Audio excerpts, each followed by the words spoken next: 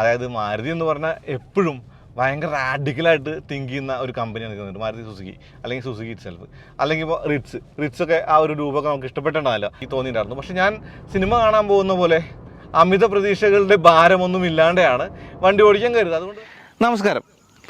ഈ കിടക്കുന്ന വണ്ടിയെ പരിചയപ്പെടുത്തുന്ന കാര്യമുണ്ടോ? ഇല്ലല്ലോ.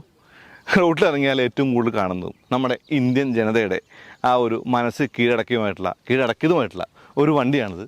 അത് മാരുതി സ്വിഫ്റ്റാണ്. പക്ഷേ ഈ വണ്ടിക്ക് ഒരു പ്രത്യേകത ഉണ്ട്. ഇതെന്ന് പറയുന്നത് ഏറ്റവും പുതിയ 4ാം ജനറേഷനാണ്. അപ്പോൾ ഈ മോഡലിൽ കുറച്ചധികം മാറ്റങ്ങൾ കഴിഞ്ഞ മോഡലുമായിട്ട് കമ്പയർ ചെയ്യുന്നുണ്ട്. അപ്പോൾ ഈ വണ്ടിയുടെ എല്ലാ കാര്യങ്ങളും നിങ്ങളുമായിട്ട് പങ്കുവയ്ക്കാണെന്ന് വന്നേക്കുന്നത് വണ്ടി പ്രാന്തൻ്റെ പുതിയ വീഡിയോയിലേക്ക് സ്വാഗതം.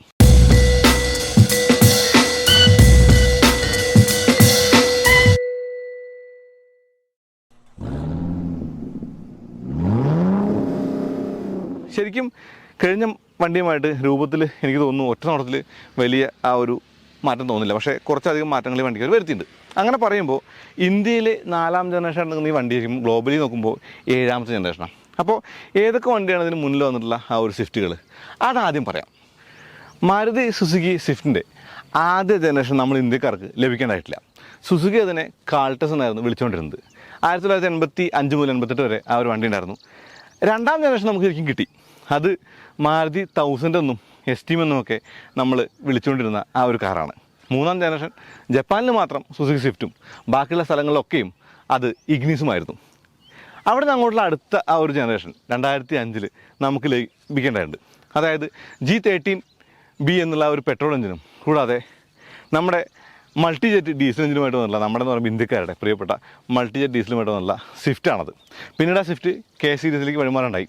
അപ്പോൾ 2011 വീണ്ടും ഒരു മുഖമുൻകലുണ്ടായി. ആ ഒരു സ്വിഫ്റ്റാണെന്ന് തോന്നുന്നു. എനിക്ക് തോന്നുന്നു സ്വിഫ്റ്റിൻ്റെ ഹിസ്റ്ററിയിൽ ഏറ്റവും വലിപ്പം കൂടിയ ഭംഗി കൂടിയ ഒരു സ്വിഫ്റ്റ്. പിന്നീട് 2018 പുതിയ മോഡലായിട്ടുള്ള മിനി കൂപ്പറിഷ് ആയിട്ടുള്ള സ്വിഫ്റ്റ് വന്നു. ആ സ്വിഫ്റ്റിന് ഒരു ഇത്തിരി ചെറുപ്പമൊക്കെ തോന്നി. പക്ഷേ ആ ഒരു വണ്ടി പിന്നീട് ആ ഒരു ഡ്യുവൽ ജെറ്റ് ആവുണ്ടായി. എന്നാൽ ഈ ഒരു 4ാം ജനറേഷനായിട്ട് ഈ വണ്ടി നിൽക്കുമ്പോൾ ഇതിന് അടിമുടി മാറ്റങ്ങൾ പുറത്ത് കാണാൻ പറ്റില്ലെങ്കിലും അകത്ത് തീർത്തും വലിയ മാറ്റമുണ്ട്. അത് ഈ വണ്ടിയുടെ എഞ്ചിനാണ്. ഇത് ഏറ്റവും പുതിയ എഞ്ചിനുമായിട്ട് വന്നുള്ള സ്വിഫ്റ്റാണ്. അതൊരു 3 സിലിണ്ടർ എഞ്ചിനാണ്. അതിനെക്കുറിച്ച് കൂടുതൽ പറയാം. അപ്പോൾ ഈ ഒരു വണ്ടിക്ക് ശരിക്കും കുറേയധികം കാര്യങ്ങൾ പറയാൻ പുറത്തുണ്ടോ എന്ന് വെച്ചാൽ ഹെഡ്ലൈറ്റ് ഉണ്ട്, ടെയിൽ ലാമ്പ് ഉണ്ട്, ബമ്പറുകളുണ്ട്, ബോഡി സ്റ്റൈലുണ്ട്, അകത്തെ ആ ഒരു മീഡിയ സ്ക്രീനിൻ്റെ മാറ്റങ്ങളുണ്ട്, സ്റ്റിയറിംഗിൻ്റെ മാറ്റങ്ങളുണ്ട്. ഓക്കെ, എല്ലാ കാര്യങ്ങളും നമുക്ക് ഒരു വാക്ക് റൗണ്ട് പോലെ ചെയ്തിട്ട് വണ്ടി റോട്ടിലേക്ക് എടുത്ത് ഓടിക്കാം. പുതിയ സ്വിഫ്റ്റിൻ്റെ പ്രധാനപ്പെട്ട മാറ്റമെന്ന് പറയുന്നത് ഈ ഒരു ഹെഡ് ലാമ്പിലും ഗ്രില്ലുമൊക്കെ ആണെന്ന് കാണാം. ശരിക്കും ഞാൻ ഒരു തമാശയ്ക്ക് പറയാണ്, മസറാറ്റിയുടെ ആ ഒരു പുതിയ മോഡലുമായിട്ട് ഒരിത്തിരി സാമ്യം ഈ ഒരു സ്വിഫ്റ്റിന് തോന്നി. ഈ ഗ്രില്ല് നോക്കിയാൽ ശരിക്കും ബലേനോയിൽ കണ്ട ആ ഒരു ഗ്രില്ല് പോലെ ഒരിത്തിരി കനം കൂടിയ ആ ഒരു പിയോന ബ്ലാക്ക് ഫിനിഷുള്ള ആ ഫിന്നുകളും അതല്ലെങ്കിൽ എന്താ പറയുക ആ ഒരു പാറ്റേണുമൊക്കെ ആയിട്ട് ഒരിത്തിരി കൂടി ഭംഗി സ്വിഫ്റ്റിന് വന്നിട്ട് തോന്നി. നിങ്ങളുടെ അഭിപ്രായം നിങ്ങൾക്ക് പറയാം. എനിക്ക് എൻ്റെ ഒരു ഫീലിംഗ് തോന്നിയത്. താഴെ ഏടാമുണ്ട്. ഇനി മുൻവശം എന്ന് പറയുന്നത് ഒരു ഇത്തിരി ഉയർന്നിരിക്കുന്ന രൂപത്തിലാണ് പഴയ സ്വിഫ്റ്റ് എടുത്ത് നോക്കുമ്പോൾ. അപ്പോൾ ഹെഡ്ലാമ്പിൻ്റെ കാര്യം പറയണം. ഇത് LED ഹെഡ്ലാമ്പ്സാണ്. LED ഹെഡ്ലാമ്പ്സിനകത്ത് തന്നെയാണ് ആ ഒരു ഇൻഡിക്കേറ്റർ ഉൾപ്പെടുത്തിയിട്ടുള്ളത്. പക്ഷേ ഇൻഡിക്കേറ്ററിൽ LED ഇല്ല, അത് സാധാരണ ഒരു ബൾബാണെന്നുള്ളത് കേട്ടോ. DR കൂടി കാണാം. ഇനി ബോണറ്റിൻ്റെ ആ ഒരു ചെറിയ ആ ഒരു പാനൽ ഗ്യാപ്പ് നമുക്ക് വലിയ ഒരു പ്രശ്നമായിട്ട് തോന്നുമെങ്കിൽ അത് അങ്ങനെ തോന്നണ്ട. കാരണം അതിനകത്ത് ആ ഒരു റബ്ബർ ബീഡിങ് എല്ലാം കാണാം. അത് പർപ്പസ്ഫുള്ളി തുറന്നു വെച്ചേക്കുന്ന പോലെ തന്നെയാണ് കേട്ടോ. അപ്പോൾ ഒരു ഡിസൈൻ എലമെൻ്റ് ആണെന്നുള്ളതാണ്. സ്വിഫ്റ്റിൻ്റെ ലോഗോ അല്ലെങ്കിൽ സുസുക്കിയുടെ ലോഗോ ആ ഒരു ബോണറ്റിലുണ്ട്. അത് വെറുതെ ഒട്ടിച്ചേക്കല്ല, ആ ഒരു ലോഗോ വെക്കാനായിട്ട് ഒരു ചെറിയ കട്ടിങ് എല്ലാം കൊടുത്ത് അതിനകത്താണ് ലോഗോ ഉള്ളത്. ഇപ്പോൾ മൊഡ്യൂൾ വെച്ച് നോക്കുമ്പോൾ, അതായത് മൊഡ്യൂൾ എന്ന് പറയുമ്പോൾ ഹെഡ് ലാമ്പ് അല്ലെങ്കിൽ ഗ്രില്ല് അല്ലെങ്കിൽ ബമ്പർ അല്ലെങ്കിൽ ഫോഗ് ലാമ്പ് ഇവയ്ക്കൊക്കെയും ഭംഗി വെച്ചു എന്ന് പറയുമ്പോൾ ഓവറോൾ സ്വിഫ്റ്റിന് എനിക്ക് ഭംഗി തോന്നിയില്ല കേട്ടോ. എനിക്ക് പഴയ മോഡലാണ് കുറച്ചുകൂടി ഇഷ്ടമെന്ന് പറയുന്നത്. പ്രത്യേകിച്ചും ആ ഒരു 2011 വന്ന മോഡൽ, 2018 മോഡൽ എന്ന് പറയുന്നത് ഒരിത്തിരി മിനി കൂപ്പറിഷാണ് അതിൻ്റെ ഒരു കാര്യം എന്ന് പറയുന്നത്. പക്ഷേ എന്നാലും അതൊരിത്തിരി ചെറുപ്പമായിട്ടാണ് എനിക്ക് എപ്പോഴും തോന്നിയിട്ടുള്ളത്. ഇനി ഈ വണ്ടി ഏത് മസറാട്ടിയായിട്ടാണ് നിങ്ങൾക്ക് സാമ്യം തോന്നുന്നുണ്ടെങ്കിൽ അല്ലെങ്കിൽ സെർച്ച് ചെയ്ത് നോക്കണമെങ്കിൽ ആ ഒരു പേര് കൂടി ഞാൻ പറയാം. ഗ്രേക്കയിലാണ്.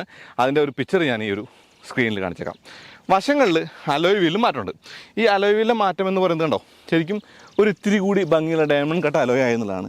ഡിസ്ക് ബ്രേക്കുകൾ കാണാം. അപ്പോൾ വീൽ സൈസ് എന്ന് പറയുന്നത് 185/65 R15 മുന്നിൽ ഡിസ്കും ബാക്കിൽ ഡ്രമ്മും. സസ്പെൻഷനിൽ മാറ്റില്ല, ആ ഒരു മക്ഫിഷൻ സെറ്റ് തന്നെയാണത്.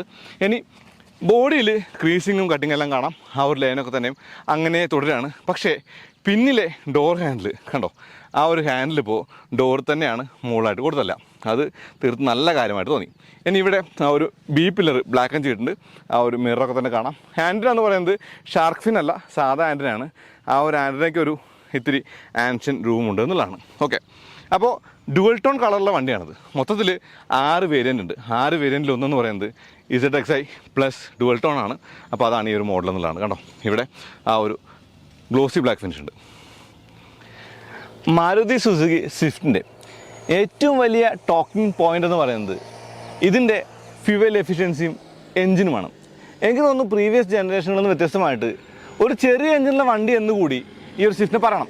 എന്ന് വെച്ചാൽ എനിക്ക് തോന്നുന്നു ഹൈബ്രിഡ് പവർ ട്രെയിനിലേക്ക് വേണ്ടി കാത്തു വെച്ച ഒരു എഞ്ചിൻ എന്ന നിലയ്ക്ക് കാണാവുന്ന 3 സിലിണ്ടർ എഞ്ചിനാണ് ഇപ്പോൾ സ്വിഫ്റ്റിലുള്ളത്. ഇതിനകത്ത് Z സീരീസ് എഞ്ചിനാണ്. Z സീരീസ് എന്ന് പറയുമ്പോൾ Z12E, BOC ഒന്നല്ല, E ആണ്. അപ്പോൾ ശരിക്കും ഈ എഞ്ചിൻ്റെ പവർ എന്ന് പറയുന്നത് ഏറെക്കുറെ 82 PS ആണ്. 113 ന്യൂട്ടൺ മീറ്ററോളം ടോർക്കും ഉണ്ട്. മൈലേജിൻ്റെ കാര്യത്തിലാണ് കുറച്ചും കൂടി ഒരു കാര്യമുള്ളത്. അതായത് AMTക്ക് 25.75 km/ലിറ്ററാണ് പറയുന്നത്. മാനുവലിന് 24.8. ഇത് രണ്ടും തമ്മിലുള്ള വ്യത്യാസം എന്ന് പറയുന്നത് AMT കമ്പ്യൂട്ടറൈസ്ഡ് ഷിഫ്റ്റിംഗ് ആണ്, മറ്റത് നമ്മളാണ് ഷിഫ്റ്റ് ചെയ്യുന്നത്. അപ്പോൾ മൈലേജ് നമ്മുടെ കയ്യിലിരിക്കുന്നുള്ളതാണ്. ഞാൻ ആദ്യം ബോണ്ടൊന്ന് പോക്കാം. ഈ ഒരു ഗ്യാപ്പാണ് ഞാൻ പറഞ്ഞത്. ആ ഗ്യാപ്പ് ബോണ്ട് ഓപ്പൺ ചെയ്ത് ശരിക്കും കാണാം. ഇതാണ് മാരുതി സ്വിഫ്റ്റിൻ്റെ പുതിയ Z അല്ലെങ്കിൽ Z12E എൻജിൻ. അങ്ങനെ പറയുമ്പോൾ ഈ എൻജിൻ്റെ ഒരു എൻജിൻ ബേയുടെ ആ ഒരു നീറ്റ്നെസ് നമുക്ക് കാണാം. ECU വെച്ചിരിക്കുന്ന ഒരു പൊസിഷൻ കണ്ടില്ലേ, ഇതാണ് ECU എന്ന് പറയുന്നത്. കൂടാതെ താഴെ നമുക്ക് നോക്കിയാൽ ആ ഒരു ഭൂമി കാണാൻ പറ്റില്ല, ഒരു കവറൊക്കെ കൊടുത്തിട്ടുണ്ട്. നല്ലതല്ലേ? ഈ ബോണറ്റിന് ഇൻസുലേഷൻ കൊടുത്തിട്ടുണ്ട്, വിച്ച് ഈസ് ഇമ്പോർട്ടൻറ്റ്. 3 സിലിണ്ടറാണ്. അപ്പോൾ അത് നമുക്ക് വണ്ടി ഓടിക്കുമ്പോൾ പറയാൻ പറ്റുള്ളൂ. പിന്നെ ആ ഒരു വൈപ്പറിൻ്റെ കവളൊക്കെ നമുക്ക് വേണമെങ്കിൽ കാണാം. അതായത് ആ വൈപ്പറിൻ്റെ കവളാണ് നമുക്ക് കാണുന്ന ഒരു ഗ്ലാസ് വാഷ് ചെയ്യുന്ന നോസിലൊക്കെ എന്നുള്ളതാണ് കേട്ടോ. ഇനി സംസാരിക്കേണ്ടത് മാരുതി സ്വിഫ്റ്റിൻ്റെ പ്രൈസിനെ കുറിച്ചാണ്. 649 മുതൽ 964 വരെ വിവിധ വകഭേദങ്ങളുള്ള സ്വിഫ്റ്റിന് AMT മാനുവൽ മോഡലുണ്ട്. അപ്പോൾ 6 വേരിയൻ്റുള്ള വണ്ടികളുള്ളത്, സെയിം ഫോർ AMT. അപ്പോൾ 6 12 വേരിയൻ്റുള്ള ഈ ഒരു വണ്ടിക്ക് ESP അതുപോലെ 6 എയർ ബാഗുകൾ എല്ലാം സ്റ്റാൻഡേർഡാണ് എന്നുള്ളതാണ്. ഇപ്പോൾ ESC എന്ന് പറഞ്ഞാൽ ഇലക്ട്രോണിക് സ്റ്റെബിലിറ്റി കൺട്രോൾ. ABSും 6 എയർ ബാഗും സ്റ്റാൻഡേർഡാണ്. എയർ ബാഗ് ABS സ്റ്റാൻഡേർഡ് 2 എണ്ണം വെച്ച് ഇപ്പോൾ അത് 6 എണ്ണമായി എന്നുള്ളതാണ്. ശരിക്കും സ്വിഫ്റ്റ് ഒന്നുകൂടി ഹൈടെക് ആയോ? അതിന് അകത്ത് കയറണ്ടേ. പക്ഷെ അതിന് മുന്നേ എനിക്ക് പിന്നിലെ കുറച്ച് കാര്യം പറയാനുണ്ട്. പുതിയ മാരുതി സ്വിഫ്റ്റിൻ്റെ പിന്നിൽ ആ ഒരു ബൂട്ട് ഡോർ അല്ലെങ്കിൽ ഹാച്ച് ഡോറ് ചെറുതായിട്ടൊന്ന് ഉടച്ചു വരത്തുണ്ട്. ഇപ്പോൾ ആ ഒരു ലൈനിൻ്റെ ബാക്കി എന്നോണം വരുന്ന ആ ഒരു സ്ലോപ്പിംഗ് പോലുള്ള ഒരു ലൈൻ ഡിക്കിയിൽ അല്ലെങ്കിൽ ഡിക്കി ഡോറിൽ വരുമ്പോൾ കാണാൻ ഭംഗിയുള്ളതാണ്. സുസുക്കിയുടെ ലോഗോ ഉണ്ട്, സ്വിഫ്റ്റ് ലോഗോ ഉണ്ട്, വേരിയും ബാഡ്ജിങ് ഇല്ല. താഴെ ബമ്പറിൽ നമുക്ക് ആ ഒരു കട്ടിങ് കാണാം. ആ കട്ടിങ്ങിൽ 2 റിഫ്ലക്ടർ ഉണ്ട്. അതും മാറ്റിയിട്ട് ലൈറ്റാക്കുന്നതൊക്കെ നമ്മൾ കണ്ട് മിക്കവാറും ഇനി ആക്സറി ഷോപ്പിന് ഒരു ഇൻഡിക്കേറ്റർ കൂടി എക്സ്ട്രാ വാങ്ങി വെക്കാനുള്ള അവസരമുണ്ട്. പിന്നെ പാർക്കിംഗ് സെൻസർ 4 ഉണ്ട്. ക്യാമറ മൗണ്ടിംഗ് എന്ന് പറയുന്ന സെലറിൽ നിന്ന് നേരിട്ട് ലിഫ്റ്റഡ് ആണ്. ടെയിൽ ലാമ്പിൻ്റെ ഡിസൈൻ എന്ന് പറയുന്നത് തീർത്തും ആഫ്റ്റർ മാർക്കറ്റ് ഇഷ്ടം. എന്ന് വെച്ചാൽ നമ്മൾ പഴയ സ്വിഫ്റ്റുകൾ കണ്ട പുറത്തുനിന്ന് വാങ്ങി വെച്ച ലൈറ്റുകളെ ഓർമ്മിപ്പിക്കുന്ന ഒരു ടെയിൽ ലാമ്പ് ഡിസൈനാണിത്. അപ്പോൾ ഇനി പുറത്ത് പോയി വാങ്ങണ്ട, ഇത് ഓൾറെഡി അവൈലബിൾ ആണ്. LED ആണ്. പക്ഷേ ഇൻഡിക്കേറ്റർ എന്ന് പറയുന്നത് ആ ഒരു ബൾബ് തന്നെയാണ്. കണ്ടോ, ഇനി ഇതിൻ്റെ ചുറ്റും കൊടുത്ത ഒരു ഭാഗമൊക്കെ കൊള്ളാം. പിന്നിൽ വല്ല വണ്ടി വന്ന് റിയറെൻഡ് ചെയ്യുമ്പോൾ സൂക്ഷിക്കുക. കാരണം ബമ്പറിൻ്റെ മുകളിൽ കിട്ടുന്ന ഹിറ്റ് കറക്റ്റ് ടെയിൽ ലാമ്പിലും കിട്ടും. നല്ല പണിയാവാൻ ചാൻസ് ഉണ്ട്. പിന്നെ റിയർ വൈപ്പർ ഉണ്ട്, ഡിഫോഗർ ഉണ്ട്, ബാക്കിലൊരു സ്പോയിലർ കാണാം. സ്പോയിലറിൻ്റെ മുകളിൽ ഒരു സാധാ ആൻഡാണ്, ഷാർക്ക് ഫിൻ ആൻഡല്ല, ആ മുകളിലായിട്ട് കാണാം. ഇനി ഇവിടെ ഗ്ലാസ് വാഷിൻ്റെ നോസിലും ആ ഒരു ഹൈ മൗണ്ട് സ്റ്റോപ്പ് ലാമ്പും ഉണ്ട്. ബൂട്ട് തുറക്കുകയാണ്. കാര്യമായിട്ടുള്ള മാറ്റങ്ങളകത്തില്ല. എന്ന് വെച്ചാൽ നമ്മൾ കണ്ടിട്ടുള്ള ആ ഒരു ബൂട്ട് തന്നെയാണ്, വലിയ വ്യത്യാസങ്ങളൊന്നും പറയാനില്ല. ആ ഒരു 60/40 സീറ്റും സ്പ്ലിറ്റ് സീറ്റും കൂടാതെ ടോപ്പ് ടെതർ എന്നുള്ള ആ ഒരു ചൈൽഡ് സീറ്റ് ടെതറിൻ്റെ ആ ഒരു ആങ്കറൊക്കെ തന്നെ കാണാം. ഇനി ബൂട്ടിൻ്റെ ലിപ്പ്, അതായത് ലോഡിങ് ലിപ്പ് എന്ന് പറയുന്നത് ഹൈ ആണ്. എടുത്ത് വെക്കാൻ ഒത്തിരി ബുദ്ധിമുട്ടുണ്ടാവും. പക്ഷേ ബൂട്ടൊക്കെ സെയിം തന്നെയാണ്, വ്യത്യാസം പറയില്ല. ഇവിടെ പുതിയ ബമ്പർ വന്നപ്പോൾ ലോഡിങ് ലിപ്പ് ഡീപ്പാണെന്ന് ഞാൻ പറഞ്ഞു. അതങ്ങനെ പറഞ്ഞാൽ പോരല്ലോ പയ്യ, കാണിക്കാം. നമ്മളിവിടുന്ന് പെട്ടിയെടുത്തു, പൊക്കി വെച്ചു. സാധാരണ ബൂട്ടിൽ സ്ലൈഡ് ചെയ്ത് വയ്ക്കും. പക്ഷേ ഇവിടെ നമ്മൾ ഇറക്കി താഴേക്ക് വെക്കണം. അത്രേ ഉള്ളൂ വ്യത്യാസം, വേറൊന്നുമില്ല. പക്ഷേ വലിയ പ്രശ്നമില്ല, പൊക്കിയെടുക്കാനായിട്ട് അധികം ഉയരമൊന്നുമില്ലാത്തതുകൊണ്ട്. പക്ഷേ ചിലപ്പോഴെങ്കിലും അതൊരു ഇത്തിരി ബുദ്ധിമുട്ടാക്കിയേക്കാം. ഞാൻ എന്തായാലും ഈ ഒരു ജാക്ക് പോയിന്റ് കൊടുത്ത് കാണിക്കട്ടെ. സ്വിഫ്റ്റിൽ വരാത്തൊരു മാറ്റം എന്ന് പറയുന്നത്, സ്വിഫ്റ്റിന് ഇപ്പോഴും ആ ഒരു സ്പെയർ വീൽ എന്ന് പറയുന്നത് സാധാ വീലാണ്, അലോയ് വീലല്ല എന്നുള്ളതാണ്. അത് 80 km സ്പീഡ് ലിമിറ്റ് കൊടുത്തുള്ള ഒരു വീലാണ്. ഇനി ജാക്ക് വെച്ചേക്കുന്ന ആ ഒരു ഭാഗം ഇഫ് ഇൻ കേസ് കാണിച്ചു തരാം. അതായത് ഇവിടെ ആ ഒരു ജാക്ക് ഇറക്കി വെച്ചേക്കുന്ന ആ ഒരു പോർഷൻ കണ്ടോ, പെയിൻറ്റ് ചെയ്തിട്ടില്ല, പക്ഷെ അങ്ങനെ ഒരു പോർഷൻ ഉണ്ട് ഇതിനകത്ത്. മാരുതി സ്വിഫ്റ്റിൻ്റെ പുതിയ ജനറേഷൻ അകത്ത് കയറുന്നതിന് മുന്നേ ഈ സി പില്ലറിനെ കുറിച്ച് കുറച്ച് സംസാരിക്കാനുണ്ട്. എനിക്കിവിടെ ഒരു ഇത്തിരി ഹ്യുണ്ടായി എക്സ്റ്ററിൻ്റെ ചായ തോന്നിച്ചു. ഈ കട്ടിങ് എല്ലാം കണ്ടോ, ഈ കട്ടിങ്ങും ഈ കാര്യങ്ങളൊക്കെ തന്നെയും. ഡോർ ഹാൻഡിൽ താഴേക്ക് വന്നു. ആ ഡോർ ഹാൻഡിൽ എന്ന് പറയുന്നത് ശരിക്കും നമുക്കേ പിടിച്ചങ്ങ് ഓപ്പൺ ചെയ്ത് അകത്ത് കയറാം. എല്ലാ കാറിൻ്റെയും പോലെ തന്നെയാണ്. ഡോർ പാഡിലാണെങ്കിൽ ഒരു സ്പീക്കറുണ്ട്, കൂടാതെ ആ ഒരു വിൻഡോ അല്ലെങ്കിൽ പവർ വിൻഡോ സ്വിച്ച് ഉണ്ട്. ശരിക്കും പഴയ ആ ഒരു സ്വിച്ച് തന്നെയാണ്, മാറ്റമൊന്നുമില്ല. പിന്നെ റിയർ എ സി വെൻറ്റ് നമുക്കിവിടെ കാണാം കേട്ടോ. റിയർ എ സി വെൻ്റ് ഉണ്ട്. ആ ഒരു എ സി വെൻ്റ് അഡ്ജസ്റ്റ് ചെയ്യുന്ന എ സി വെൻ്റാണ്. താഴെ ആ ഒരു USB പോർട്ടൊന്നുമില്ല. പിന്നെ പറയേണ്ട കാര്യം എന്ന് പറയുന്നത് പിൻ സീറ്റിനെ ആ ഒരു 3 സീറ്റ് ബെൽറ്റുകൾ വന്നു എന്നുള്ളതാണ്. റെഗുലേഷൻ്റെ ഭാഗമാണ്. നമ്മൾ ശരിക്കും ആ ഒരു ക്ലിപ്പ് ചെയ്തിട്ടില്ലെങ്കിൽ അത് കരഞ്ഞുകൊണ്ടിരിക്കും. ആംറസ്റ്റ് ഇല്ല പിന്നിൽ. പിന്നെ ആ ഒരു ഹെഡ് റൂമും ലെഗ് റൂമും കാര്യങ്ങളൊക്കെ തന്നെയും തീർത്തും സെയിം ആയി തന്നെ തുടരാണ്. വ്യത്യാസങ്ങളൊന്നും പറയാനില്ല. ബ്ലാക്കാണ് ഇൻറ്റീരിയറിൻ്റെ ആ ഒരു തീം കളറ്. കാണാൻ ഭംഗിയുണ്ട് കേട്ടോ, എനിക്ക് ഇഷ്ടപ്പെട്ടു. ഇനി മുന്നിലോ റിക്വസ്റ്റ് സെൻസർ ഡ്രൈവർ ഡോറിൽ കാണാം. നമ്മൾ അകത്ത് കയറാണ്. ഈ ഒരു സ്റ്റിയറിംഗ് എന്ന് പറയുന്നത് ആ ഒരു ഫ്ലാറ്റ് ബോട്ടം സ്റ്റിയറിംഗ് വീൽ തന്നെയാണ്, മാറ്റണമെന്ന് പറയാനില്ല. ഇവിടെ ആ ഒരു പെഡലുകളുടെ അവിടുത്തെ ഒരു പാഡ് വെച്ചിട്ടുണ്ട്. ആ പാഡെന്ന് പറയുന്നത് ശരിക്കും ഡെഡ് പെഡലിനെ ഓർമ്മിപ്പിക്കുന്ന ഒരു പാഡാണ്. ഓക്കെ, നല്ലതാണത്. സീറ്റിന് ഹൈറ്റ് അഡ്ജസ്റ്റ്മെൻറ്റും കാര്യങ്ങളും കാണാം. ഇവിടെ വലിയ ഡോർ പോക്കറ്റ് ഉണ്ട്. ഡോർ പോക്കറ്റിൽ ബോട്ടിലൊക്കെ കൊള്ളും. സ്വിച്ചുകളൊക്കെ തന്നെയും പഴയ സ്വിഫ്റ്റിൽ നിന്ന് കടം കൊണ്ടതാണ്. ഇവിടെ ആ ഒരു ഗ്രേ ഇൻസൈഡ് നല്ലതായിട്ട് തോന്നി. പിന്നെ ചെറിയ പാറ്റേൺ ഉണ്ട്, ഡയമണ്ട് പാറ്റേൺ ഉണ്ട് ഈ ഡോർ പാഡിൽ. അതും കൗതുകം തോന്നിച്ചു. ഓട്ടോ സ്റ്റാർട്ട് സ്റ്റോപ്പിൻ്റെ സ്വിച്ച് കാണാം. ട്രാക്ഷൻ കൺട്രോൾ ഓഫ് ചെയ്യാനുള്ള സ്വിച്ച് കാണാം. പിന്നീടൊക്കെ ഉള്ളതൊക്കെ ഡമ്മിയാണ്. ഇവിടെ ആ ഒരു എൻജിൻ സ്റ്റാർട്ട് സ്റ്റോപ്പിൻ്റെ സ്വിച്ചുണ്ട്. പഴയ സ്വിഫ്റ്റിൽ നിന്ന് കടക വിരുദ്ധമായിട്ടുള്ള പുതിയ ഒരു ഡാഷ്ബോർഡ് ഡിസൈൻ കാണാം. ആ ഒരു വലിയ സ്ക്രീനും കൂടാതെ സിൽവർ ഇൻസെർട്ടും അങ്ങനെയുള്ള കാര്യങ്ങളൊക്കെ തന്നെ പുതിയ ഡാഷ്ബോർഡിൻ്റെ കാര്യമായിട്ട് പറയാം. മീറ്റർ ക്ലസ്റ്ററിലുമുണ്ട് വ്യത്യാസം. ആദ്യമായിട്ട് സ്വിഫ്റ്റ് സ്റ്റാർട്ട് ചെയ്യണം. അതിൻ്റെ ഒരു കാര്യമുണ്ട് പറയാനായിട്ട്. ഇത് സ്റ്റാർട്ട് ചെയ്ത് കഴിയുമ്പോഴേ ഈ ഒരു മീറ്റർ ക്ലസ്റ്റർ ഓണായി വരും. സ്റ്റാർട്ടായിട്ട് സുസുക്കിയുടെ ലോഗോയൊക്കെ കാണിച്ച് ആ ഒരു സ്മാർട്ട് പ്ലേ സ്റ്റുഡിയോ സിസ്റ്റം ഓണായി വരാം കേട്ടോ. അങ്ങനെ ഓണായി വരുമ്പോഴേ വെൽക്കം ടു എപ്പിക് സ്വിഫ്റ്റ്. അപ്പോൾ ഓണായി വരുന്നത് FM-ലാണ്. അപ്പോൾ ഇതിങ്ങനെ കരഞ്ഞുകൊണ്ടിരിക്കും.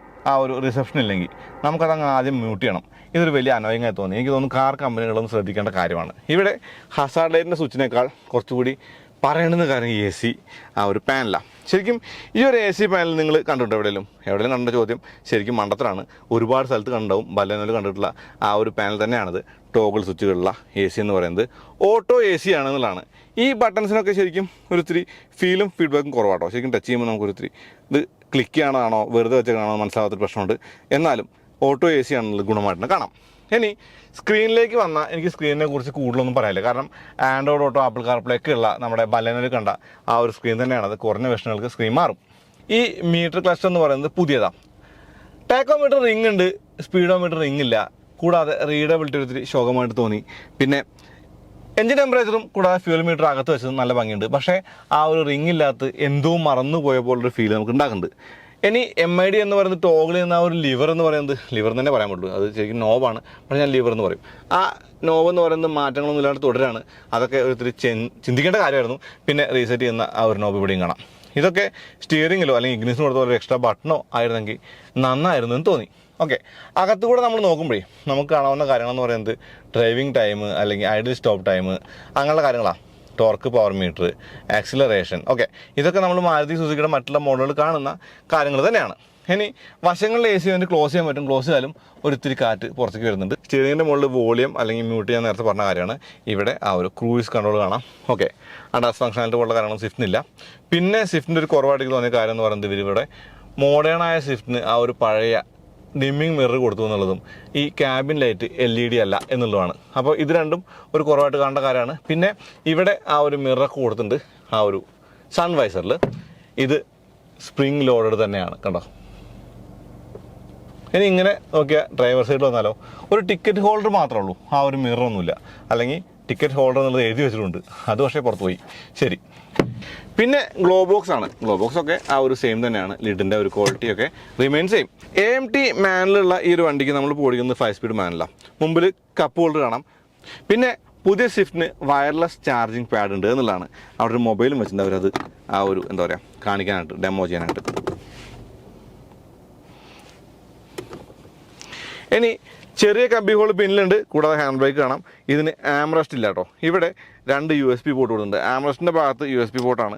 ഇതൊരു വലിയ ഒരു പ്രശ്നം ഉണ്ടാക്കും. അതായത് നമുക്കൊരു എക്സ്ട്രാ ആംറസ്റ്റ് വെച്ചാൽ നമ്മൾ ലൂസ് ചെയ്യാൻ പോകുന്നത് ഈ മൊബൈൽ ഹോൾഡറും ഈ ഒരു USB പോർട്ടുകളുമാണ് എന്നുള്ളതാണ്. അപ്പോൾ ആഫ്റ്റർ മാർക്കറ്റ് ആംറസ്റ്റ് ഒരു ബിഗ് നോ ആണ് ഇവിടെ.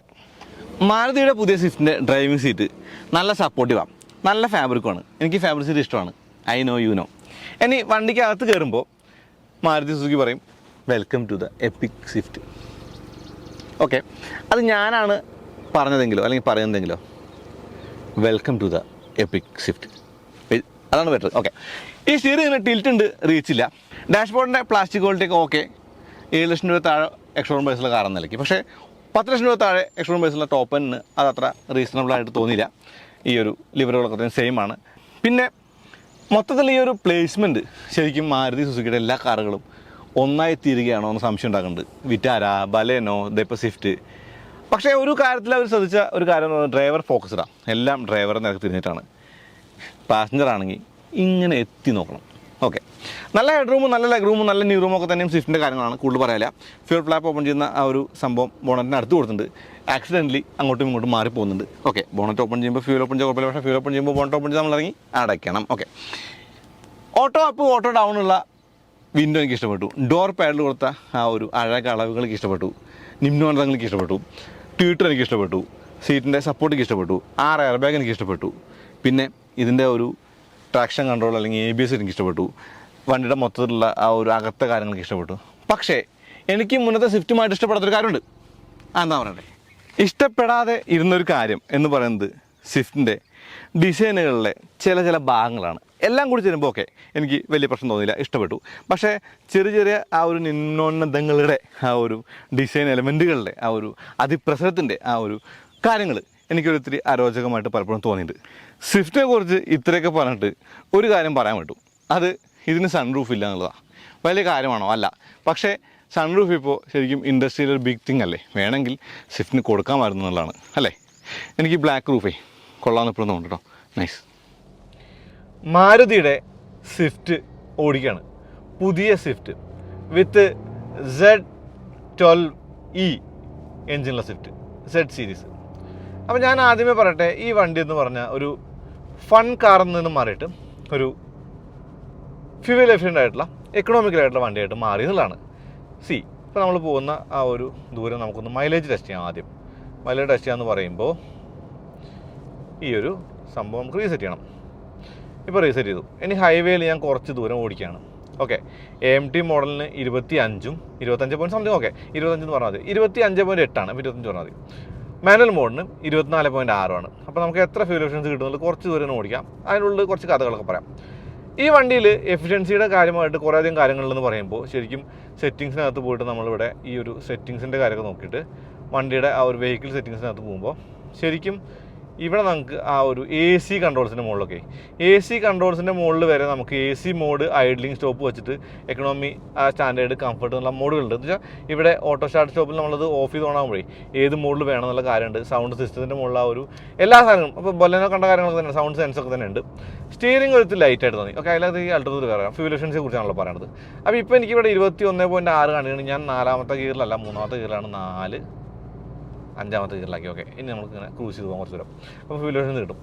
ശരിക്കും എഫിഷ്യൻസിക്ക് വേണ്ടി ട്യൂൺ ചെയ്ത വണ്ടി എന്ന് പറയുമ്പോൾ 3 സിലിണ്ടർ എഞ്ചിനെ കുറിച്ച് സംസാരിക്കണം.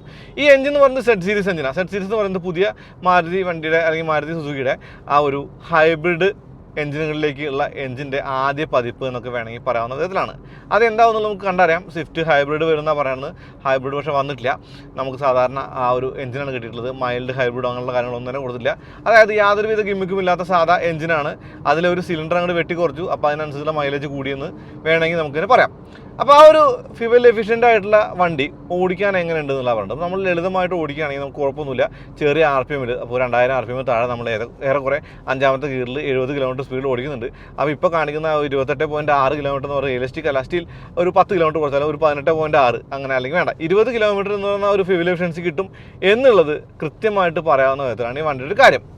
അപ്പോൾ റിഫൈൻമെൻറ്റ് ലെവലൊന്നും നോക്കണം. അതായത് 3 സിലിണ്ടർ എഞ്ചിനാണ്. ഞാൻ മൈലേജ് വിട്ടേ, ഇനി അങ്ങോട്ട് നോക്കണ്ട, മൈലേജിൻ്റെ കാര്യം പറഞ്ഞു, ആ ഒരു കാര്യം കഴിഞ്ഞു.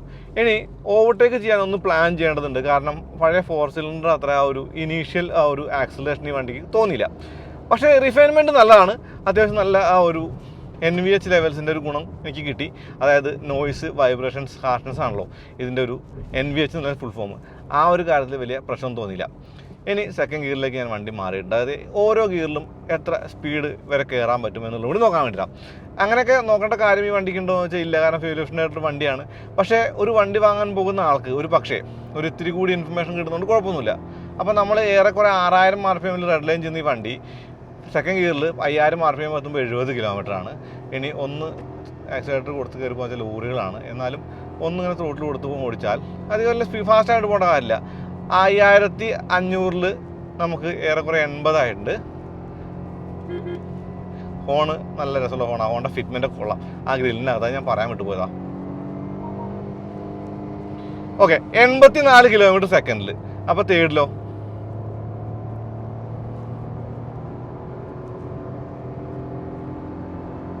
All the way to 120. 120 kilometre speed നമുക്ക് മൂന്നാമത്തെ ഗിയറിൽ ഓടിക്കാൻ പറ്റും. ശരി, ഇവിടുന്ന് അങ്ങോട്ട് നമുക്ക് കൂടുതൽ എക്സ്പീരിയൻസ് ചെയ്യേണ്ട സ്പീഡാണ്. വലിയ കാര്യമായിട്ട് അതൊന്നും ചെയ്യേണ്ട കാര്യമൊന്നുമില്ല. അപ്പോൾ അത്യാവശ്യം ഒരു മിഡ് റേഞ്ച് കൊള്ളാവുന്ന ടോപ്പ് എൻഡിലേക്ക് എത്തുമ്പോൾ അത്യാവശ്യം നല്ല ഫീലുള്ള ഒരു വണ്ടിയാണ്. പക്ഷേ ട്രാവൽ പെട്ടെന്ന് എത്തുന്നുണ്ട് എന്നുള്ളത് ഞാൻ രാവിലെ ഒന്ന് നന്ദി ഹിൽസ് വരെ ഒന്ന് ഓടിച്ച് നോക്കിട്ടോ. എന്ന് വെച്ചാൽ ആ ഒരു ഹാൻഡ്ലിങ് അറിയാൻ വേണ്ടിയിട്ട്. അപ്പോൾ ഷാസിയൊക്കെ സെയിം ആണല്ലോ. അതായത് ഇതിൻ്റെ ആ ഒരു പ്ലാറ്റ്ഫോം ഒക്കെ സെയിം ആണ്. അതുകൊണ്ട് തന്നെ എനിക്ക് ഹാൻഡ്ലിങ് മികവ് അനുഭവപ്പെട്ടു. ആ ഒരു മികവ് നമ്മൾ ഇത്തിരി സ്പീഡിലൊക്കെ എടുത്ത് ഓടിച്ചപ്പോഴും നന്ദി ഹിൽസ് കിട്ടി. ഹൈവേയിൽ ഓടിക്കുമ്പോൾ അത്യാവശ്യം ഫാസ്റ്റായിട്ട് നമുക്ക് ഫീൽ ചെയ്യുന്നുണ്ട്. പക്ഷേ ആ ഒരു സ്വിഫ്റ്റിൻ്റെ അത്രയും ഒരു നെർവസ്നെസ് ഫീൽ ചെയ്തില്ലാണ്. കുറച്ച് സ്പീഡ് കൂടുമ്പോഴേ ആ ഒരു വണ്ടി ഒരു ഇത്തിരി വെയിറ്റ് കുറവ് നമുക്ക് ശരിക്കും ഫീൽ ചെയ്യുന്നു. വെയിറ്റ് കൂടിയിട്ടുണ്ടോ ഇല്ല രണ്ടാമത്തെ കാര്യമാണ്. പക്ഷേ ഈ വണ്ടിയുടെ സസ്പെൻഷൻ സെറ്റപ്പ് കുറച്ചുകൂടി നന്നായിട്ടുണ്ട്. എന്ന് വെച്ചാൽ ഒന്നും കൂടിയും ആ ഒരു കംഫർട്ടിനും വേണ്ടി ട്യൂൺ ചെയ്ത ലെവലിലേക്ക് സസ്പെൻഷൻ മാറിയിട്ടുണ്ട്. റൈഡ് ക്വാളിറ്റി കൊള്ളാം. അപ്പോൾ ആ ഒരു സസ്പെൻഷൻ ട്യൂണിങ്ങിൻ്റെ ഗുണം കൊണ്ടായിരിക്കണം കാല് കൊടുത്ത് വണ്ടി ഓടിക്കുമ്പോഴും എനിക്ക് വലിയ ഒരു നെർവസ്നെസ് ഫീൽ ചെയ്തില്ല. അതായത് ചുമ്മാ അങ്ങനെ തുള്ളി കളിച്ച് ഓടിക്കാൻ പറ്റിയൊരു വണ്ടി എന്ന നിലയ്ക്ക് ഈ വണ്ടി മാറിയിട്ടെന്ന് പറയുമ്പോൾ ഓൾറെഡി 4 സിലിണ്ടർ എഞ്ചിൻ എന്ന് പറയുന്നത് ആ ഒരു മിഡ് റേഞ്ചും ആ ഒരു ടോപ്പ് എൻഡൊക്കെ നല്ലതായിരുന്നു.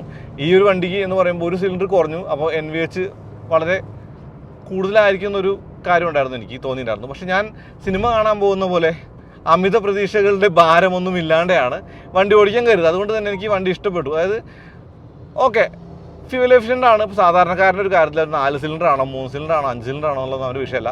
ഫ്യൂവൽ എഫിഷ്യൻസി വേണം. കുറഞ്ഞ പൈസയ്ക്ക് വണ്ടി ഓടിച്ചുകൊണ്ട് നടക്കാൻ പറ്റണം. അങ്ങനെ പറയുമ്പോൾ സെലേറിയോ എന്ന അപ്ഗ്രേഡ് എന്ന നിലയ്ക്ക് സ്വിഫ്റ്റിലേക്ക് പോകാൻ താല്പര്യമുണ്ടെങ്കിൽ 6,64,000 രൂപ എക്സ്ഷോറൂം പ്രൈസ് കിട്ടുന്ന LXi മോഡലിൻ്റെ കാര്യം ഞാൻ പറഞ്ഞിട്ടുണ്ട്. 10 ലക്ഷം താഴെ 9,64 ആ ഒരു പ്രൈസുള്ള എക്സ്ഷോറൂം പ്രൈസുള്ള ZXi പ്ലസ് ഓടെ കാര്യം ഞാൻ പറഞ്ഞില്ല. അപ്പോൾ നമുക്കവിടെ ബലേനോ ഓവർലാപ്പിംഗ് ഉണ്ട്. ബലേനോ വാങ്ങിയാൽ കുറച്ചും കൂടി വലിയ സ്പേസ് കിട്ടും, വലിയ വണ്ടിയാണ്. അതല്ലെങ്കിൽ അങ്ങനെയുള്ള കാര്യങ്ങളില്ല. അപ്പോൾ അത് നമ്മൾ അവിടെ നിൽക്കാം. പ്രൈസ് ഒരിത്തിരി കൂടുതലാണെന്നുള്ള ഒരു പോയിന്റ് ഊന്നിക്കൊണ്ട് തന്നെയാണ് പറയുന്നത്. അപ്പോൾ അമിത പ്രതീക്ഷകളുടെ ഭാരമില്ലാണ്ട് വണ്ടി ഓടിച്ചുകൊണ്ട് തന്നെ എനിക്കിത് ഒരു ഇഷ്ടപ്പെട്ട ഒരു നാച്ചുറായിട്ട് തോന്നി. അതായത് ഒരു 3 സിലിണ്ടർ എഞ്ചിൻ ഉണ്ടാക്കിയപ്പോഴേ റിഫൈൻമെൻറ്റ് ലെവൽ അവർക്ക് കീപ്പ് ചെയ്യാൻ ഇൻ ചെക്കിൽ നിർത്താൻ പറ്റിയത് എനിക്ക് തീർത്തും ഗുണമായിട്ട് തന്നെ തോന്നി എന്നുള്ളതാണ്. അപ്പോൾ നമുക്ക് കുന്തളിപ്പ് കാണിച്ച് ഓടിക്കാൻ പറ്റുന്ന വണ്ടിയാണോ സ്വിഫ്റ്റ് എന്ന് വെച്ചാൽ ഞാൻ പറഞ്ഞില്ല, ഇതൊരു ഫാസ്റ്റ് കാർ എന്നുള്ള നിലയിൽ നിന്ന്, അതായത് ഒരു ഫാസ്റ്റ് ഫൺ കാർ എന്ന നിലയിൽ നിന്ന് ഒരു എക്കണോമിക്കലി ആയിട്ടുള്ള ഒരു സ്വിഫ്റ്റായിട്ട് മാറിയിട്ടുള്ളത് നിസ്സംശയം പറയാം. അതാണ് അതിൻ്റെ ഒരു പോയിന്റ്. ഇപ്പോൾ ആദ്യ ജനറേഷൻ സ്വിഫ്റ്റ് എന്ന് പറയുന്നത് 2005 വന്നപ്പോൾ രസമായിരുന്നു വണ്ടി. അതായത് ഇപ്പോൾ 1.3 ആ ഒരു പെട്രോൾ ആണെങ്കിലും ഡീസൽ എഞ്ചിനാണെങ്കിലും മൾട്ടിജെറ്റ് ഡീസൽ എഞ്ചിനാണെങ്കിലും, അതല്ല പിന്നീട് വന്ന ആ ഒരു അടുത്ത ഒരു ജനറേഷൻ 2011 വന്ന ജനറേഷൻ ആണെങ്കിലും ഒക്കെ വലിയ സ്വിഫ്റ്റുകളായിരുന്നു. 2018 അതിൻ്റെ രൂപം തീർത്തും ഒരു മിനി കൂപ്പർ ഷേ ഞാൻ പറഞ്ഞില്ല. ആ മിനി കൂപ്പർ ഷേ വണ്ടിയുടെ ഒരു കാര്യത്തിൽ എന്ന് പറയുമ്പോൾ എനിക്ക് അത് എഫിഷ്യൻസിക്ക് വേണ്ടിയായിരുന്നു, വെയിറ്റ് കുറവാണ്, കുറേ അധികം ക്രിറ്റിസിസങ്ങൾ നമ്മൾ കേട്ടിട്ടുണ്ട്. അപ്പോൾ സേഫ്റ്റിയുടെ ഒരു പോയിന്റിലേക്ക് വന്നപ്പോൾ ഈ വണ്ടിക്ക് അത് ഒരുപാട് പുതിയ സേഫ്റ്റി സ്റ്റാൻഡേർഡ്സ് അവർ കൊണ്ടുവന്നുള്ള കാര്യമുണ്ട്. അങ്ങനെ ആ ഒരു സ്റ്റാൻഡേർഡ്സ് കൊണ്ടുവന്ന് വെച്ചപ്പോൾ, അതായത് ഇപ്പോൾ ABS അല്ലെങ്കിൽ ESC എന്ന് പറയുന്നത് ഇലക്ട്രോണിക് സ്റ്റെബിലിറ്റി പ്രോഗ്രാം അല്ലെങ്കിൽ കൺട്രോൾ, അതുപോലുള്ള കാര്യങ്ങൾ 6 എയർ ബാഗുകൾ സ്റ്റാൻഡേർഡ് ആയപ്പോൾ എനിക്ക് തോന്നുന്നു ഒന്നും കൂടി ഒരു പേടിയില്ലാണ്ട് ഓടിക്കാവുന്നൊരു കാറായിട്ട് സ്വിഫ്റ്റ് മാറിയിട്ടുള്ളതാണ്. അതൊരു ഗുണം തന്നെയാണല്ലോ. അപ്പോൾ 4 സ്റ്റാറൊക്കെ എക്സ്പെക്ട് ചെയ്യുന്നുണ്ടെന്നുള്ളതാണ് മാരുതിയുടെ ഒരു ഭാഷ്യം. അത് എന്താവും എന്നുള്ളത് നമുക്ക് കണ്ടറിയാം.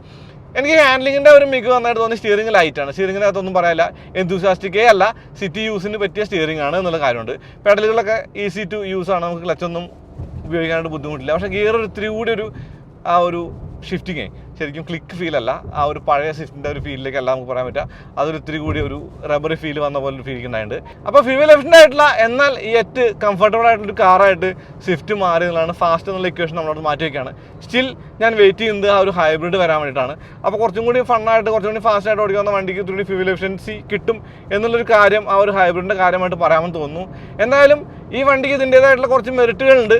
അതായത് ഫീച്ചേഴ്സ് കൂടി, ആ ഒരു സേഫ്റ്റി സ്റ്റാൻഡേർഡ്സ് കൂടി, ഇതിൻ്റെ ആ ഒരു കളവുകളുടെ വ്യത്യാസം വന്നു, ഹെഡ്ലൈറ്റ് എല്ലാം ഉള്ള കാര്യങ്ങളൊക്കെ ആഫ്റ്റർ മാർക്കറ്റ് കുറച്ചുകൂടി ഫ്രീക്കനായി കുറച്ചുകൂടി ഫങ്കിയായി, അതൊക്കെ ഗുണങ്ങളാണ്. സ്റ്റിൽ രൂപം ഇഷ്ടപ്പെട്ടോ ഇല്ലേ എന്നുള്ളത് എനിക്ക് രൂപത്തിനോട് വലിയൊരു മമത തോന്നിയില്ല. പക്ഷേ നിങ്ങളുടെ ഒരു പോയിന്റ് നിങ്ങൾ കമൻറ്റ് ചെയ്യണം. നിങ്ങൾക്ക് ഈ ഒരു വണ്ടിയുടെ ലുക്ക് ഇഷ്ടപ്പെട്ടോ, ഇഷ്ടപ്പെട്ടെങ്കിൽ എന്താണ് കാരണം, ഇഷ്ടപ്പെട്ടില്ല എന്താണ് കാരണം കമൻറ്റ് ചെയ്യണം. അപ്പോൾ അതാണ് ഈ ഒരു വീഡിയോയുടെ രത്ന ചുരുക്കം. ഇതിൻ്റെ ബ്രേക്സ് നല്ല ഒരു കാര്യമായിട്ട് കാണാം, റൈഡ് ക്വാളിറ്റി നല്ലതായിട്ട് കാണാം, എഞ്ചിൻ്റെ ആ ഒരു പെർഫോമൻസിൻ്റെ കാര്യത്തിൽ കുറവുണ്ട്. 82 PS പവർ, 113 Nm ടോർക്ക് പേപ്പറിൽ കൂടുതലായിട്ട് തോന്നുമെങ്കിൽ നമുക്ക് അങ്ങനെ ഓവർടേക്ക് ചെയ്യുമ്പോഴേ, ഇപ്പോൾ ഹൈവേയിലാണ് പോകുന്നത്, ഒരു 100 പോകുന്ന വണ്ടിയാണ്, അതിനൊന്ന് ഓവർടേക്ക് ചെയ്യണമെങ്കിൽ ഒന്ന് പ്ലാൻ ചെയ്യേണ്ട കാര്യമായിട്ട് തോന്നി. അതൊക്കെ സ്വിഫ്റ്റിനെ സംബന്ധിച്ച് നെഗറ്റീവ്സ് ആണ്. കാരണം സ്വിഫ്റ്റ് ഓൾറെഡി നല്ല ഒരു ഹാൻഡലറാണ്, നല്ല ഫാസ്റ്റ് കാറാണ്, അല്ലെങ്കിൽ അങ്ങനെയുള്ള ഒരു കാര്യങ്ങളൊക്കെ കഴിഞ്ഞ് വന്നിട്ടുള്ള വണ്ടിയാണ്.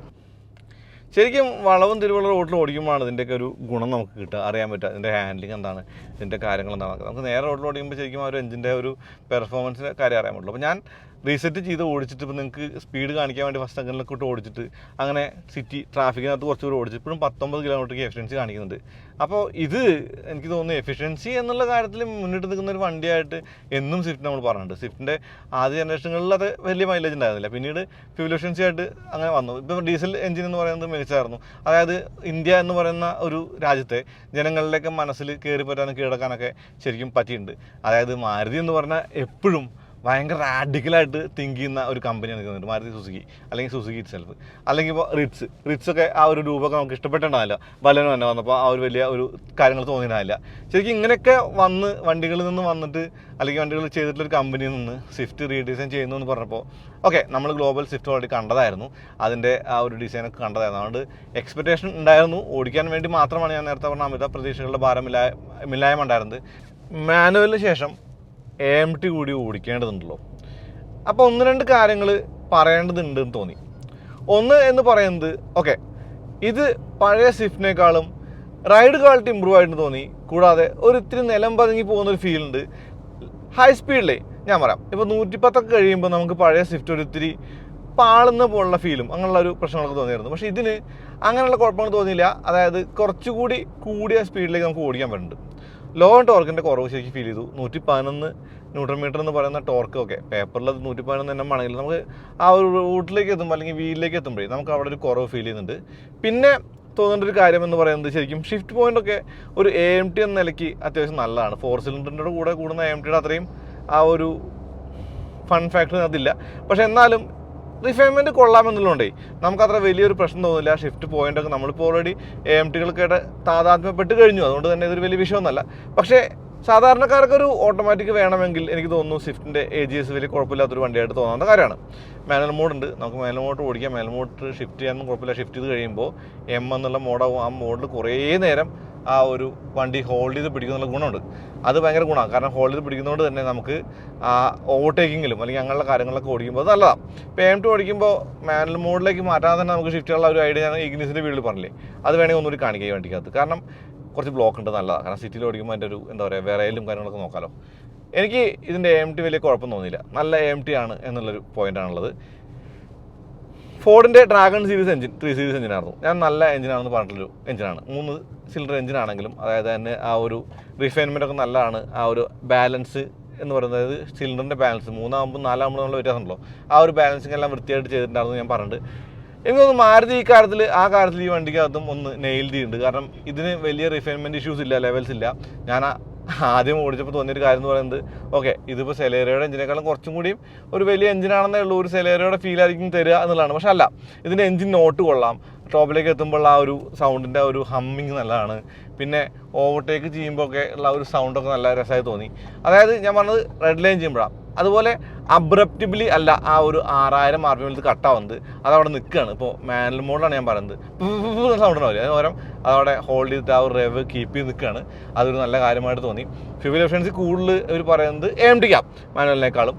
പക്ഷേ എനിക്ക് തോന്നുന്നു AMT എന്ന് പറയുന്നത് കമ്പ്യൂട്ടർ ഷിഫ്റ്റ് ചെയ്യുമ്പോൾ മൈലേജ് കൂടാൻ ചാൻസ് ഉണ്ട്. ഓക്കെ, ഉണ്ടായിക്കോട്ടെ, കുഴപ്പമില്ല, നല്ലതാണ്. സ്റ്റിയറിംഗ് ലൈറ്റാണ്, ഹാൻഡ്ലിംഗ് കൊള്ളാം. ഹാൻഡ്ലിംഗ് കൊള്ളാന്ന് പറയുമ്പോൾ ഞാൻ വീണ്ടും പറയുകയാണ്, ഞാൻ AMT അല്ല പറഞ്ഞത്, പൊത്തത്തിലാണ്, അതൊന്നും പറഞ്ഞ കാര്യമൊന്നുമില്ല. അപ്പോൾ നല്ല സസ്പെൻഷനുള്ള, നല്ല റൈഡ് ക്വാളിറ്റി ഉള്ള, ഓടിക്കാൻ രസമുള്ള 3 സിലിണ്ടർ സ്വിഫ്റ്റാണിത്.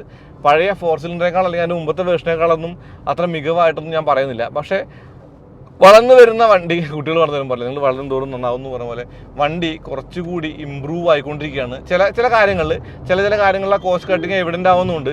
പക്ഷേ ആ കോസ്റ്റ് കട്ടിങ് എവിഡൻ്റ് ആവുന്നു എന്ന് പറയുന്നത്, കോസ്റ്റ് കട്ടിങ് എന്ന് പറയുമ്പോൾ വില കൂടുതലാണ്, പക്ഷേ ആ ഒരു വില എത്തിക്കാനുള്ള ശ്രമങ്ങളാണ്. എനിക്ക് തോന്നുന്നു അഡാസ് പോലുള്ള കാര്യങ്ങൾ, അതുപോലെ അഡാപ്റ്റീവ് ക്രൂസ് കൺട്രോൾ പോലുള്ള കാര്യങ്ങൾ, അങ്ങനത്തെ കാര്യങ്ങളൊക്കെ ഇനിയും ചെറിയ കാറുകളിലേക്ക് വരാൻ സാധ്യതയുണ്ട്. പക്ഷേ അതിനേക്കാളൊക്കെ ഇമ്പോർട്ടൻ്റ് ആയിട്ട് നമ്മൾ വെയിറ്റ് ചെയ്യുന്നത് ഇതിൻ്റെ ഹൈബ്രിഡിന് വേണ്ടിയിട്ടാണ്. ഇതേ റിഫൈൻമെൻറ്റിലെ എഞ്ചിൻ്റെ കൂടെ ഹൈബ്രിഡ് കൂടി വരുമ്പോൾ എനിക്ക് തോന്നുന്നു ഫ്യൂൽ എഫിഷ്യൻസിയും ആ ഒരു മോട്ടറിൻ്റെ പവറും കൂടി ചേരുമ്പോൾ കുറച്ചും കൂടി ഒരു ഫണ്ണും ഒക്കെ ഉണ്ടാവുമായിരിക്കും.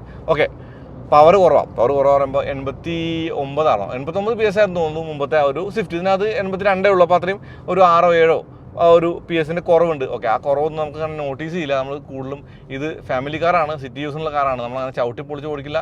ആ ഒരു സമയത്ത് നമുക്ക് തോന്നും ഓക്കെ കുറച്ചും കൂടി പവർ വേണമെന്ന് തോന്നും. അത് എല്ലാം വേണ്ടി നമ്മൾ പറഞ്ഞ കാര്യമാണ്. പക്ഷേ എൻ്റെ പ്രശ്നം പ്രൈസാണ്. ഇത്രയും പ്രൈസ് ഈ വണ്ടിക്ക് ഉണ്ടെന്നുള്ളത് ഒരു ഇത്തിരി കുഴപ്പമുള്ള കാര്യമായിട്ട് തോന്നി. അത് ഒഴിച്ചു നിർത്തിയാൽ ബാക്കിയെല്ലാം മികവുകളാണ് എന്നുള്ളതാണ്. അപ്പോൾ അത്രേ ഉള്ളൂ. AMT ഓടിച്ചു, ഇപ്പോൾ മാനുവൽ ഓടിച്ചു, ഇത്രയും കഥകൾ പറഞ്ഞിട്ട് വീണ്ടും കഥകൾ പറയേണ്ട കാര്യമില്ല. ബ്രേക്ക് ചവിടുമ്പോൾ കൂടിയ സ്പീഡിലൊക്കെ ബ്രേക്ക് ചവിടുമ്പോൾ വണ്ടി ഇങ്ങനെ ആ ഒരു കാറ്റ് പിടിക്കുന്നൊരു ഫീൽ എനിക്ക് തോന്നി, 2 വട്ടം തോന്നി. അത് പഴയ സ്വിഫ്റ്റിന് കുറച്ച് കൂടുതലായിരുന്നു, ഈ സ്വിഫ്റ്റിൽ കുറച്ച് കുറവാണ്. കൂടാതെ ഈ ഒരു റൈഡ് ക്വാളിറ്റി ഒന്നുകൂടി പറയുകയാണ്, നല്ലതാണ്. നമുക്ക് ഒത്തിരി സ്പീഡ് ഓടിക്കുമ്പോൾ വലിയ സീനൊന്നുമില്ല. അത്യാവശ്യം നല്ല കയ്യിൽ നിൽക്കുന്ന വണ്ടിയായിട്ട് ഈ ഹാൻഡ്ലിങ്ങിൻ്റെ ഒരു ഭാഗത്തും നമുക്ക് മികവ് കാണാവുന്നതാണ്. ഓക്കെ.